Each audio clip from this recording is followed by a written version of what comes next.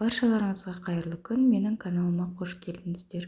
Бүгін осында 2 ярусты торт жасайтын боламыз. Астыңғы ярусы 2 ғана жұмыртқадан жасалынатын бисквит. Сол түрін жасап көрсететін боламын. Жасап көріңіздер, өте дәмді, жұп-жұмсақ, пропитканы қажет етпейтін бисквит болып шығады. Құр өзін жесеңіздер де болады. Ең алдымен 2 дана жұмыртқамызға 1 стакан сүт құйып, 2 стакан қант салып, жақсылап миксерлеп алатын боламыз. Содан соң тұз және соданы жұмыртқалы массамызға құйып, разрыхлитель ванилинді және какаоны ұнға салып, жақсылап араластырып аламыз. Жақсылап араластырып, жұмыртқалы массамызға барлығын бірдей емес, 3 бөлікке бөліп, ұнымызды салып, жақсылап миксерлеп аламыз. Өте оңай, жұп-жұмсақ және пропитканы қажет етпейтін бисквиттің түрі. Осылай міне 3-ке бөліп, салып миксерлейміз. Бір рет жасап көріңіздер, барлық торттарға жасауға келе береді. Дәмі көпе-пайдың тортының корждарына ұқсайды, бірақ әлде қайда арзанырақ. Енді осы массамызға жарты кесе сұйық май құямыз. Жақсылап араластырамыз. Содан соң осы массамызға қайнап тұрған 1 стакан ыстық су құямыз. Осы ыстық судың арқасында бисквитіміз жұп-жұмсақ, әдемі болып көтеріледі. Және влажный болады. Пропитканы қажет етпей, жұмсақ болып тұрады. Ендігі кезекте осы дайын болған тестамызды 2 бірдей формаға бөліп құйып аламыз. Пешімізді 180 градусқа қойып, әр форманы 25 минутта пісіп шығады. Міне осылай болып шығады. Енді осы бисквитімізді 2-ге бөліп аламыз. Ол үшін пышақтың көмегімен шет-шеттерін жай ғана тіліп өтеміз. Содан соң жіппен біркелкі болғанша осылай кесеміз. Видеода көрсетілгендей.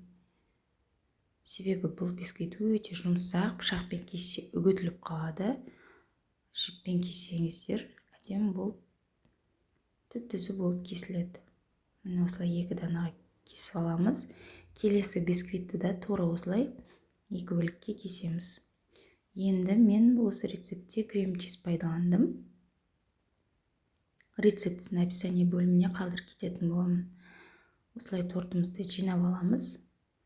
Негізі бұл торт 2 ярусты болды. Бірінші ярусы осы жұмыртқадан жасалынған, ал екінші ярусы ол белый бархат, ақ шоколад және кокос қосылған.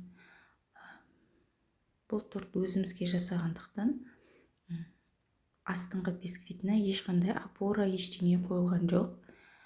Негізі біреуге жасайтын болсаңыздар, опораны қою қажет, торт нық тұру үшін. Ол үшін шпажкаларды көмегімен орнатамыз. Мен өзімізге жасағандықтан, әрі тез жеңіп қоятындықтан опорасы жасадым. Осылай бірінші бисквитімізді түзілеп аламыз. Екінші бисквиттің арасына пропитка жасамадым, тек ақ шоколад қостым және креміне кокос ұнтағын қостым. Осылай түзілейміз. Екінші бисквитті де үстіне қоямыз. Негізі әр бисквит 6-7 сағат холодильникте стабилизацияда тұру қажет, қатып тұру үшін. Уақыттың тығыздығынан мен олай жасаған жоқпын.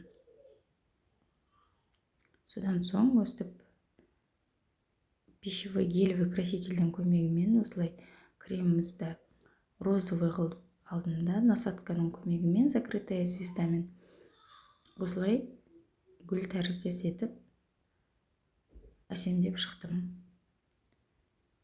Топперлар қажет. Содан соң шоколадный шар қойып, гүлдің топперін, көбелектің топперін қажет болады. Осылай әрлеп шығамыз. Осылай міне тортымыз дайын.